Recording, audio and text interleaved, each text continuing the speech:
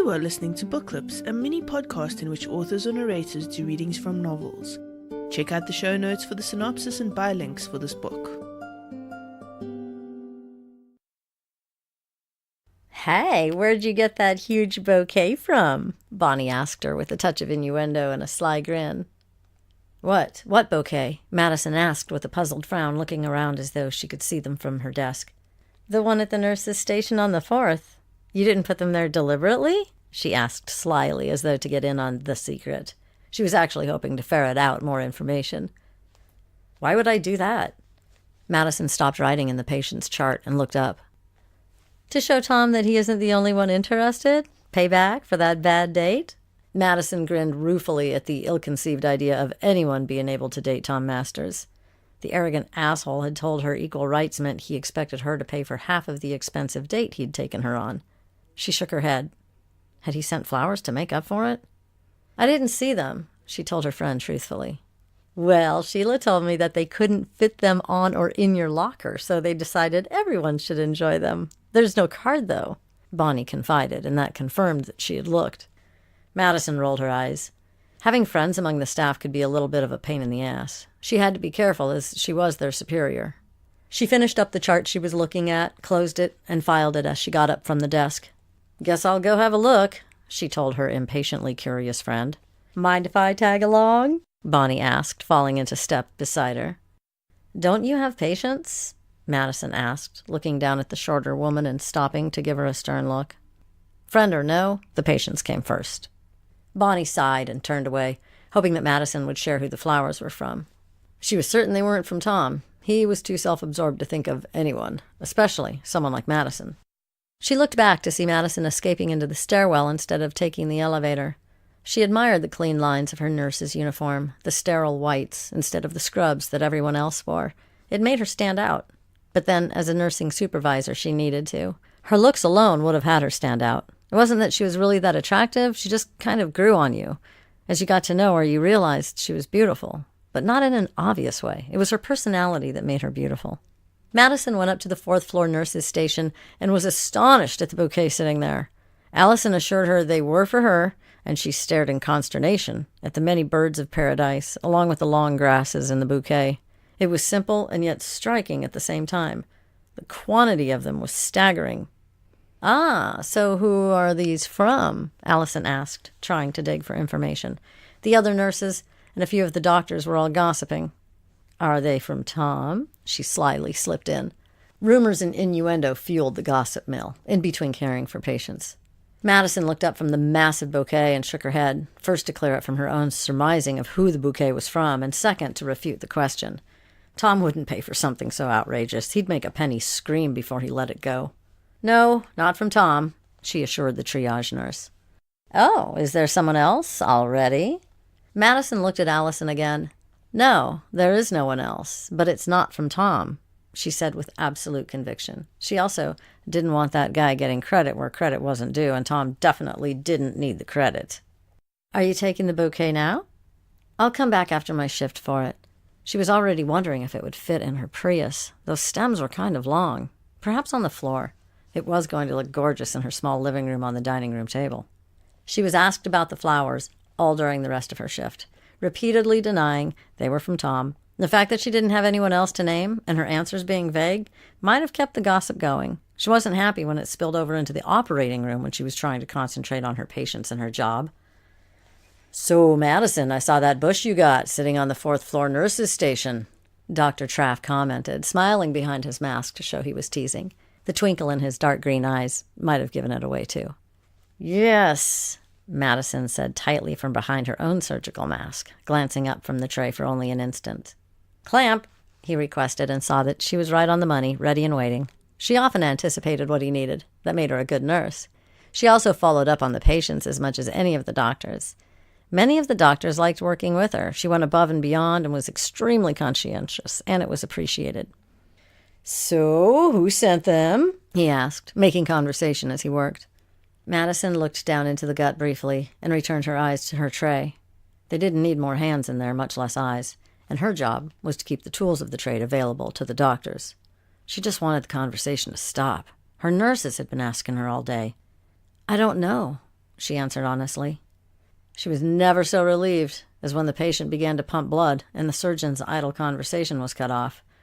He could now concentrate on saving a life instead of Madison's love life, or lack thereof. "So who do you think they're from?" Larry, another nurse, asked as they washed up after the surgery. Madison rolled her eyes. The idle gossip wasn't going to stop. She was sick of it already and retreated into silence as she quickly changed. She glanced at the cleaning crew in the operating room and then checked off a few things on the chart before leaving. Madison had a few more things to check, things she knew other nurses wouldn't check unless she followed up, but then she was thorough at her job.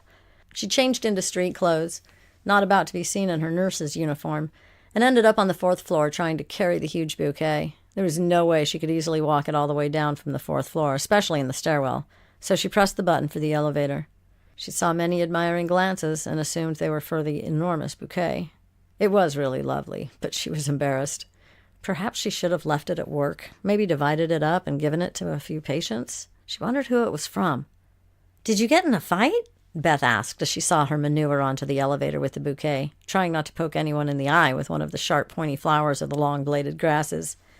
"No," she replied simply, tired of the questions the flowers had engendered today. "Are you seeing someone new?" Beth was determined to get more information. "Nope." She grinned, hoping the doors would open again before further questions could occur to the woman. The elevator stopped on the 2nd level, and a couple of people edged on, trying to fit in around the flowers. They eyed them warily. Bird of paradise flowers could be used to maim, even unintentionally. When Madison saw that one of the people who had gotten on the elevator was Tom, she seriously thought about using the flowers as a weapon. It would poke him quite nicely in the eye, one of which he was using to look at her suspiciously. She hadn't cheated. They'd gone on one date only, and that one had been a disaster. How dare he look at her like that? If she moved like so, it would accidentally poke him in the butt. But her humor wouldn't let her do the actual deed as the elevator settled on the 1st floor. He glanced at her and the flowers one more time before leaving the small box they were all in. "You better go first," Beth offered generously. She'd seen the look on Tom's face and couldn't wait to spread some rumors about it. The flowers didn't fit well in her small Prius, even if they were on the floor of the vehicle. They did, however, take up the whole dining room table and bring joy to her as she gazed at them over the wine she allowed herself after a full day's work. Who were they from, though?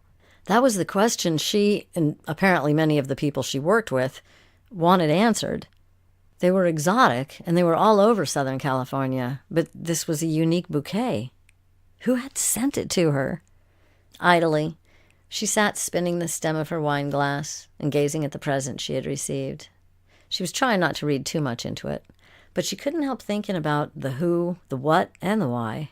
Her introspection was cut off as the children came into the house. "Mom!" Chloe yelled with a smile. "Dad got us a puppy!" she said importantly as she came over for a hug. Madison managed not to roll her eyes at Scott, taking her idea and going with it. It wasn't the first time, wouldn't be the last. "It's a shaggy beast," Connor said importantly, with all the dignity of an 8-year-old, as he headed into the kitchen for a snack. "A shaggy beast," Madison nearly laughed, as Scott came in and dropped off both the children's backpacks. "Hard day?" he asked as he saw her drain the remains of her wine. Then he saw the monstrous bouquet on her dining room table and turned to raise an eyebrow.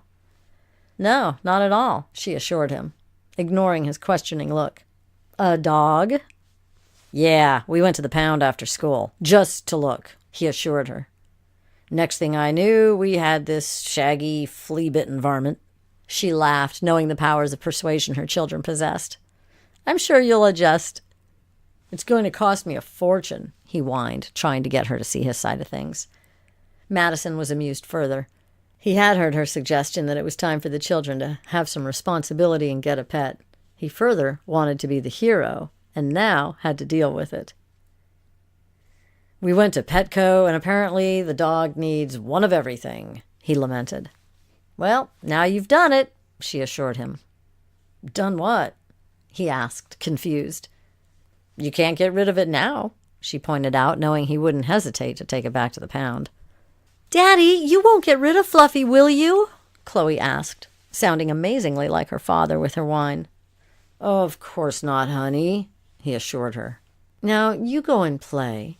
He watched her affectionately as she went off to the room that she shared with her brother in the tiny house. Madison shook her head, knowing he'd backed himself into a corner and would expect her to get him out of it somehow.